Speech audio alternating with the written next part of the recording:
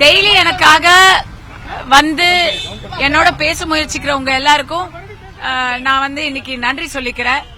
பிரஸோட ஆதரவுக்கு நன்றி சொல்லணும்னு ரொம்ப நாளா நினைச்சிட்டு இருந்தேன். இன்னைக்கு அந்த நன்றி சொல்லிக்கிறேன்.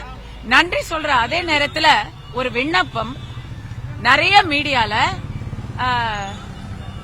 தெலுங்கு மக்களை இழிவாக பேசிய அப்படின்னு போடுறாங்க, கஸ்தூரி அப்படி போடுறாங்க. அப்படி போடாதீங்க. சட்டப்படி புகார் அளிக்கப்பட்ட அலெஜ்ட் அப்படின்னு தான் போடணும். அப்படி புகார் அளிக்கப்பட்ட வழக்கில் அப்படின்னு தான் போடணும். நீங்களே முடிவு கட்டி நீங்களே ஹெட்லைன்ஸ் போட்டீங்கன்னா அது வந்து ஒரு நிலுவையில் இருக்கிற ஒரு விஷயத்துக்கு அது சரியா இருக்காது. அதனால ஹெட்லைன்ஸ் போடும்பொழுது, என்னை பத்தி செய்தி போடும்பொழுது நியாயமா போடுங்க. நீங்களே வந்து முடிவு கட்டி ஒரு சமூகத்தை இழிவுபடுத்திய கஸ்தூரி அப்படின்னு போடாதீங்க.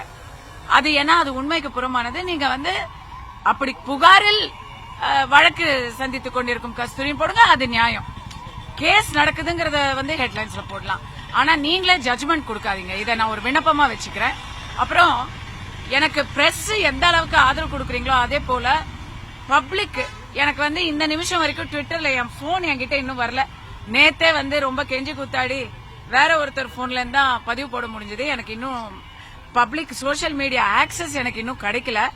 அதனால இது மூலமா நான் எனக்கு ஆதரவு அளித்துக் கொண்டிருக்கும் அத்தனை பேருக்கும், பப்ளிக்கு அத்தனை பேருக்கும், குறிப்பா தாய்மார்களுக்கு என்னுடைய நன்றியை மீண்டும் பதிவு செஞ்சுக்கிறேன். நிறைய பேரு YouTube videos and political statements கொடுத்திருக்காங்க. அவங்க எல்லாருக்கும் தனிப்பட்ட முறையில நான் நன்றி சொல்லிட்டு இருக்கிறேன். அதே சமயத்துல இங்கேயும் சொல்றேன், என்னைக்கு எனக்கு வந்து ட்விட்டர் ஆக்சஸ் முழுமையா கிடைக்குதோ அன்னைக்கு வந்து எல்லார் பேரையும் விடுபடாம ஒரு நன்றி அறிக்கையும் நான் வந்து எழுத்து மூலமா சமர்ப்பிப்பேன். அது வரைக்கும் இந்த நன்றியே அவங்க வந்து என்னுடைய பர்சனல் தேங்க்ஸா பாவிக்கணும் அப்படின்னு கேட்டுக்கிறேன்.